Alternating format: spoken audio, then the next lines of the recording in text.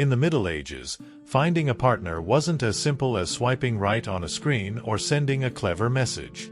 Courtship was an intricate tapestry of social norms, family expectations, and rituals that, from our modern perspective, range from fascinating to romantic to downright absurd. Medieval dating and its associated customs reflected a rigidly structured society where romantic love, as we understand it today, often took a back seat to more practical concerns: political alliances, wealth, status, or mere survival. Yet, amidst strict rules, marriage contracts, and the watchful eyes of parents and clergy, medieval men and women found ways to flirt, fall in love, and more often than not, get entangled in situations worthy of a historical comedy. With an informative tone and a touch of near-serious humor, this journey through medieval dating and its peculiar customs will transport us to a world where a glove could be a declaration of love, a wooden board the worst nightmare of a suitor, and a disguised pig the epitome of romanticism. The Middle Ages, spanning from the fall of the Western Roman Empire in the 5th century to the Renaissance in the 15th century, was an era of extreme contrasts. Fortified castles coexisted with villages of mud huts, knights swore eternal loyalty while peasants struggled for the next harvest, and love was more a poetic ideal than a daily reality. Society was divided into estates, nobility, clergy, and peasantry, and each group had its own rules and rituals for courtship and marriage. If you were a noble, your love life was dictated by geopolitical strategies, with arranged marriages that could unite kingdoms or spark wars.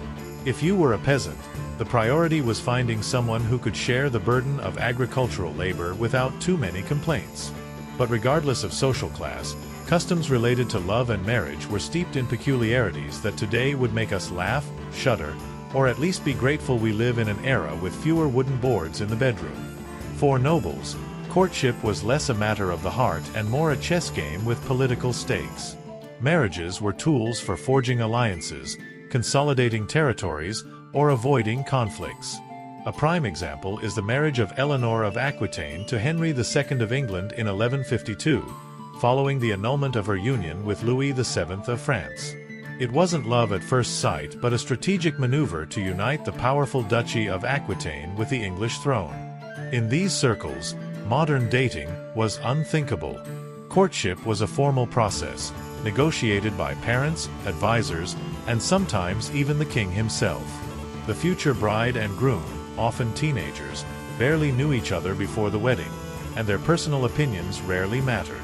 A chronicle from 1270 describes how a young French noble, betrothed to a Norman heiress, tried to meet her before the wedding, only to be reprimanded by his father, who told him, "Love comes after the contract, if it comes at all." Romantic, isn't it? Yet, nobles weren't immune to romanticism, or at least its idealized version, courtly love. Popularized in the 12th century in southern France by troubadours, courtly love was the medieval answer to modern romantic novels. These itinerant poet-musicians, the rock stars of their time, roamed castles and courts singing of impossible loves, unattainable ladies, and knights willing to die for a single glance from their beloved. The concept, though passionate on the surface, had a theatrical side that today might seem exaggerated, almost parodic. The rules of courtly love, codified in texts like De Amore by Andreas Capellanus, were a mix of mystical devotion and practical advice with a touch of absurdity. Capellanus suggested, for instance, that a knight should pale in the presence of his lady, sigh constantly, and, if the situation called for it, faint to prove his passion. He also claimed that true love cannot exist without jealousy, and that a man must be willing to suffer for his lady. In practice, much of this was pure spectacle. Knights strutted, ladies feigned fainting, and everyone followed a script that kept things in the realm of the platonic, at least in theory. Courtly love had a peculiar twist. It was often directed at married women, typically the wife of a feudal lord. This was socially acceptable as long as it remained poetic, like harmless flirting with a touch of drama. It was akin to having a crush on social media, but with a lute and in verse. A knight could dedicate poems, songs, or even tournament victories to his lady, but crossing the line into something more physical could be costly. A duel, exile, or, in the worst case, the wrath of a husband with an army at his disposal. In 1173, the troubadour Bertrand de Born was accused of courting a nobleman's wife, earning him a temporary exile. His poems, filled with praise for his lady, didn't help quell suspicions, but Bertrand insisted it was all art, not love. Despite the risks, courtly love offered a way to add excitement to a noble life where personal choices were strictly limited. Ladies were not mere spectators in this game. Some, like Marie de Champagne, sponsored troubadours and organized courts of love, romantic debates where nobles discussed love dilemmas with the seriousness of a legal trial. These events were the medieval equivalent of a reality show, with a dash of exaggerated drama. In one documented case in Poitiers, a court of love debated whether a knight should save his lady or his lord first in a dangerous situation. After hours of discussion, they concluded that the knight should save his lord, but only after ensuring his lady was safe. Medieval priorities, I suppose. These courts were not just entertainment but also a way to reinforce the social norms of courtly love, where affection was expected to be noble, elevated, and, above all, not too practical. While nobles played at being troubadours, peasants had a more down-to-earth approach to love. Marriage among the lower classes was a practical matter, designed to ensure economic survival.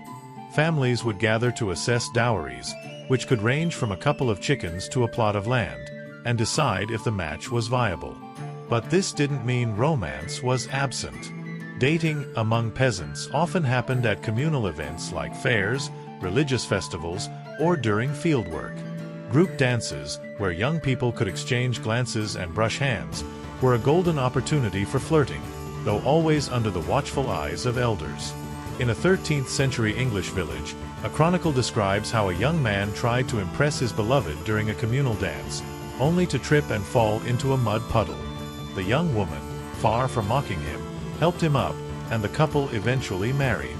Sometimes, a literal stumble was the prelude to a happy marriage. One of the most curious customs among peasants was bundling, practiced in regions like England and Scandinavia. This allowed an engaged couple to spend the night together, but separated by a wooden board or wrapped in individual blankets, to avoid any accidents. The idea was to let them get to know each other better without compromising the lady's virtue. Picture the scene. Two teenagers wrapped like burritos, trying to whisper sweet nothings while their parents slept in the next room. It wasn't exactly the ideal setting for a romantic spark, but in an era where privacy was a luxury, it was the best they could manage. And let's be honest, the wooden board probably wasn't as effective as parents hoped. Chronicles of the time are full of stories of premarital pregnancies. In one case recorded in a 1290 English village, a couple was caught by the local priest, who, instead of punishing them, blessed the union and charged an extra fee for the ceremony. Business is business, even in the Middle Ages. Courtship gifts among peasants were another fascinating chapter. Today, you might give chocolates or flowers, but in the Middle Ages, gifts were more practical. In some regions, men offered their sweethearts items like knives, belts, or even a pair of shoes. Each gift had symbolism. A knife represented protection, a belt alluded to chastity, and shoes promised stability. In 13th century England, it was common for men to give women gloves as a sign of interest. If the lady accepted the glove, it was a good sign. If she returned it, the suitor was rejected. Imagine the drama. She gave me back the glove. My heart is broken, and now I owe the glover money. In some villages, women also gave gifts, like embroidered handkerchiefs, which could be a subtle way to show interest or seal a marriage deal. In a 1280 French village tale, a young woman named Margot embroidered a handkerchief with such an intricate pattern that her suitor, impressed, offered not only to marry her but also to build her a new hut.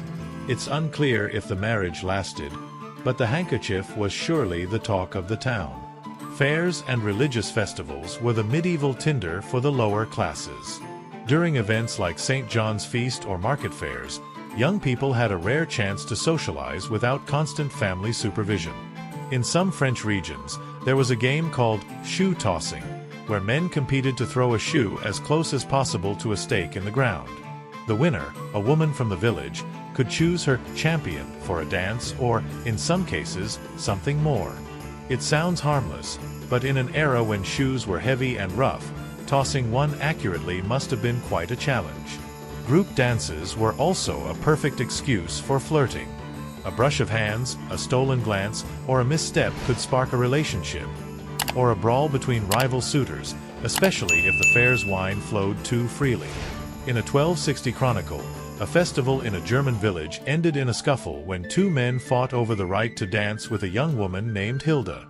The result, a black eye, a lost shoe, and a hasty wedding to avoid further scandal.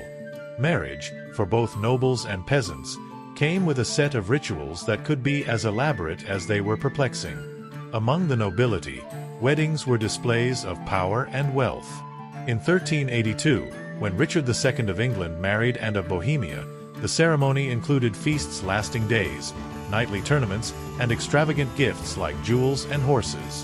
One of the more curious rituals was the handing over of the bride, where her veil or belt was symbolically removed to mark her transition from her father's family to her husband's. While poetic in theory, this could be deeply awkward, especially if the bride was a teenager and the groom a stranger chosen for political reasons. In 1445, the wedding of Margaret of Anjou to Henry VI of England included a ceremony where the 15-year-old bride had to endure a public parade while nobles debated whether her dowry was sufficient. Not exactly the fairy tale one might imagine. Among peasants, weddings were more modest but no less ritualized. In some regions, couples had to jump over a pile of hay or cross a stream together to symbolize their union. In others, guests participated in a ritual called bed blessing, where a priest sprinkled holy water on the nuptial bed while relatives watched. In extreme cases, especially among the nobility, witnesses stayed nearby to confirm the marriage was consummated. Yes, you read that right. The couple's intimacy was a community affair. Imagine trying to create a romantic atmosphere while your mother-in-law and a couple of cousins take notes in the corner.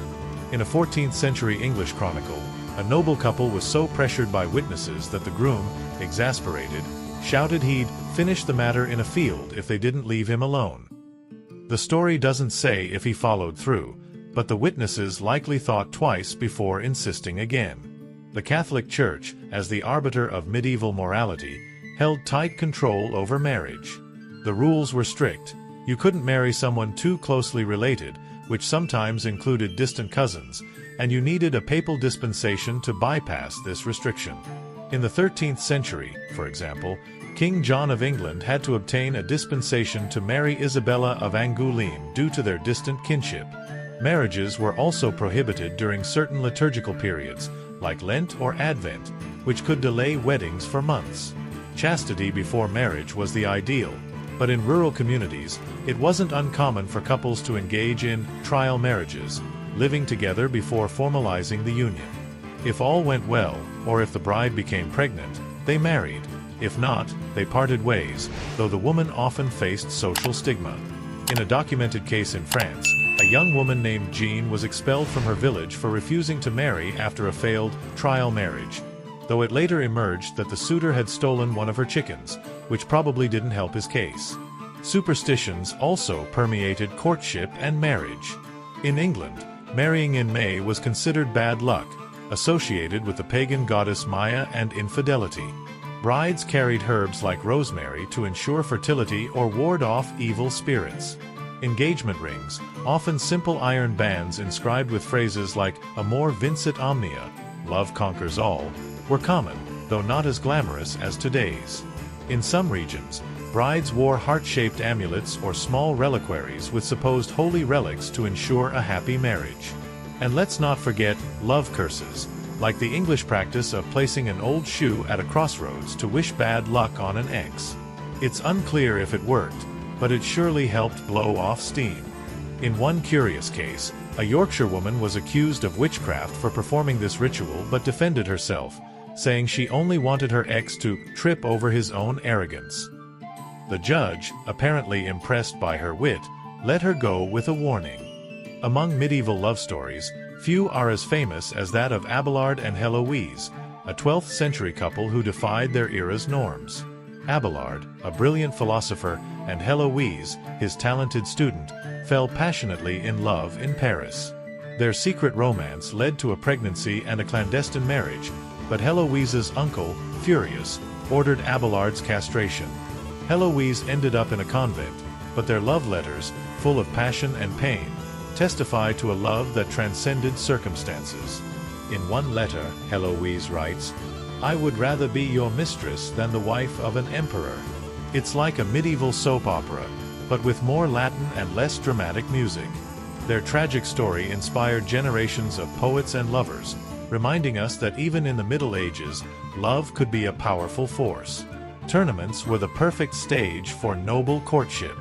These events weren't just about knights bashing each other with lances. They were also a chance to show off for the ladies. A knight could dedicate his victory to a woman, offering her a token or even his horse as a sign of admiration. Ladies, in turn, could grant favors, like a handkerchief or ribbon, which the knight wore on his armor. These gestures were pure spectacle, but also a way to flirt in a tightly regulated environment. Of course, there was always the risk that an overzealous knight might end up with a lance in his chest, which probably wasn't the best way to end a date. In a 1342 London tournament, a knight named Sir William dedicated his victory to a lady named Eleanor, only to discover she was betrothed to his cousin. The Chronicle says Sir William withdrew from the tournament with a heavy heart and dented armor. Women, though constrained by a patriarchal society, weren't always passive victims in the game of love. Noble widows, for example, had more freedom to choose their husbands, especially if they controlled land or wealth. In the 13th century, an English widow named Matilda de Braos negotiated her second marriage to a lesser noble, ensuring her lands remained under her control. Among peasant women, those with attractive dowries or useful skills, like weaving or farming, could negotiate better matches. Chronicles are full of stories of women defying norms, whether by running off with a lover or manipulating rules to their advantage. In one famous case, an English peasant named Agnes convinced her community that her betrothed was unsuitable by proving he couldn't maintain a fertile field.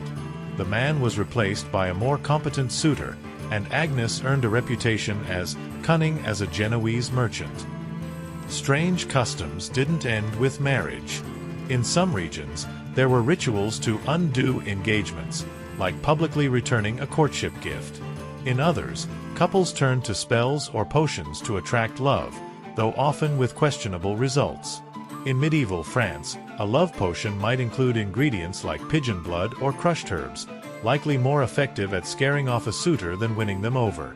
The Church, of course, disapproved of these practices, but that didn't stop people from trying, especially in rural areas where pagan traditions lingered. In one documented case in Italy, a young woman named Lucia was reprimanded by the local priest for attempting a love spell with a mix of wine and horsehair. Her defense: "I just wanted him to look at me the way he looks at his favorite mare." There's no record of whether the spell worked, but it surely gave the village something to talk about. As the medieval period progressed, courtship customs evolved. In the late Middle Ages, with the rise of cities and commerce, the middle classes gained more influence and, with it, more freedom in love.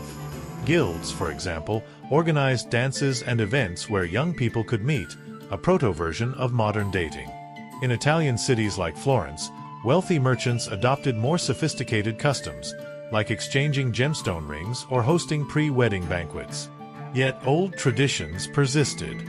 A 14th-century Florentine chronicle describes how a young merchant tried to impress his betrothed with a banquet featuring a roasted peacock, served with its feathers intact.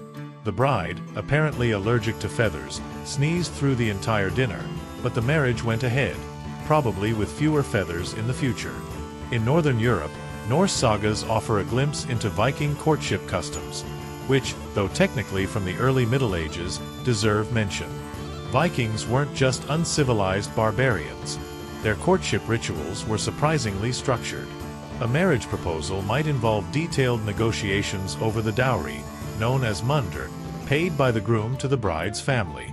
However, Viking women had more rights than many of their Christian counterparts, including the ability to divorce if the marriage didn't work out.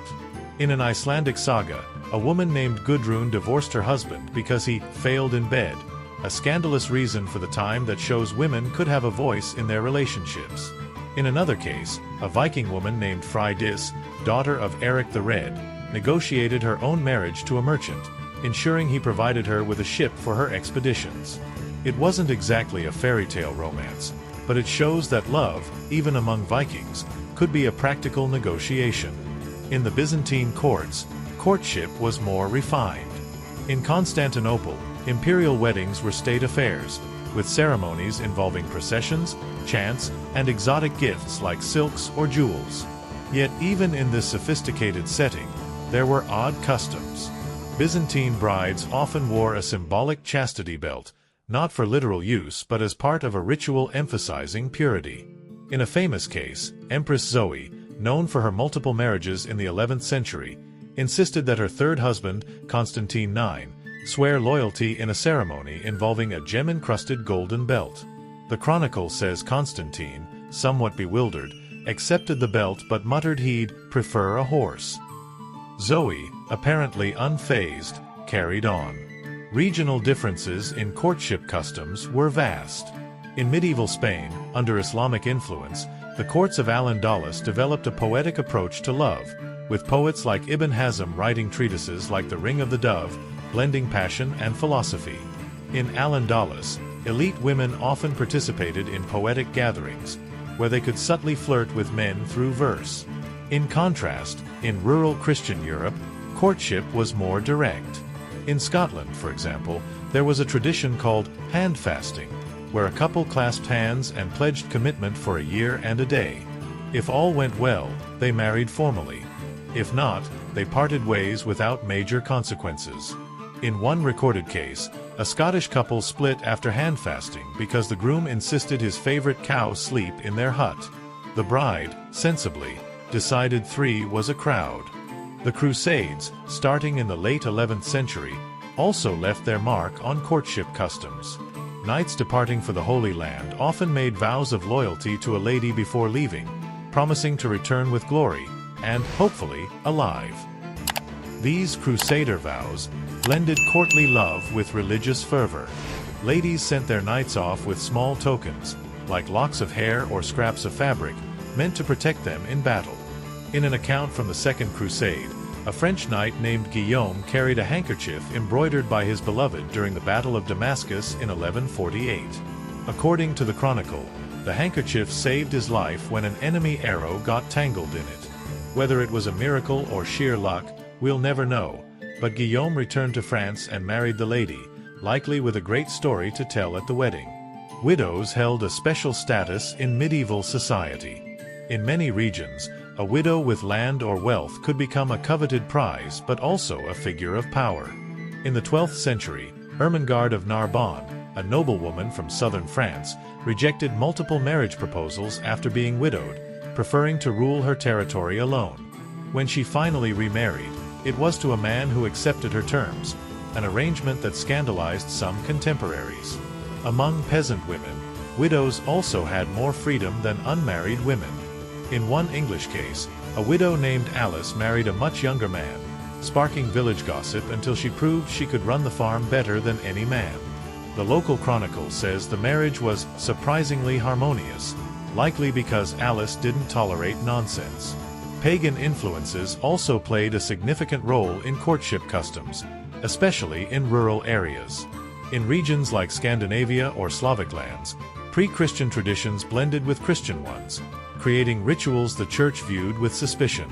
In Poland, for instance, there was a custom called the moon dance, where young couples danced around a fire under a full moon to ensure a fertile marriage. The Church tried to ban these practices, but many villages kept them secret, often disguising them as Christian festivals. In one curious case, a Bohemian priest discovered his parishioners holding a pagan wedding in the woods, complete with chants and offerings to forest spirits. Instead of excommunicating them, the priest blessed the union, but only after confiscating the wine offered to the spirits.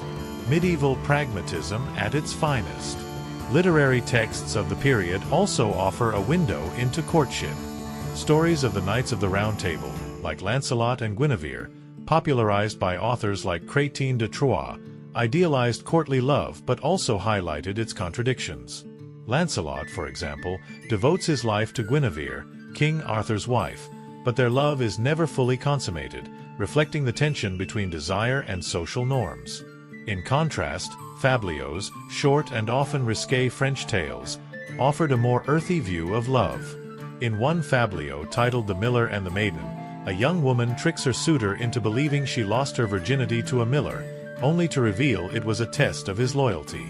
The suitor, furious but relieved, marries her, though likely with a newfound distrust of millers.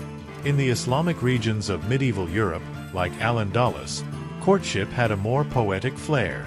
Andalusian poets like Ibn Zaydin wrote passionate verses dedicated to women like Walida, a poetess and noble who hosted literary gatherings in Córdoba. In one poem, Ibn Zaydin compares Walida to an unattainable star, which didn't prevent their stormy relationship from ending in a breakup. Walida, in turn, responded with her own poems, showing that women could play the game of love with wit and boldness. These gatherings, where men and women exchanged verses, were a sophisticated form of flirting, though always under society's watchful eye, which expected women to maintain their honor. In the late Middle Ages, the rise of cities brought changes to courtship. Guilds and the merchant classes began organizing social events, like dances and banquets, where young people could meet without the pressure of arranged marriages. In Venice, for example, merchant families held betrothal parties, where engaged couples could get to know each other before signing the marriage contract. These events often included games, like the ribbon game, where men competed to catch a ribbon dropped by women from a balcony. The winner received a chaste kiss and the right to court the lady. In one recorded case, a young Venetian merchant caught the ribbon but tripped so spectacularly that the lady, laughing, offered him a second chance. The marriage, per the chronicle, was a success, likely because they shared a sense of humor. Weddings, regardless of social class, were a culmination of courtship.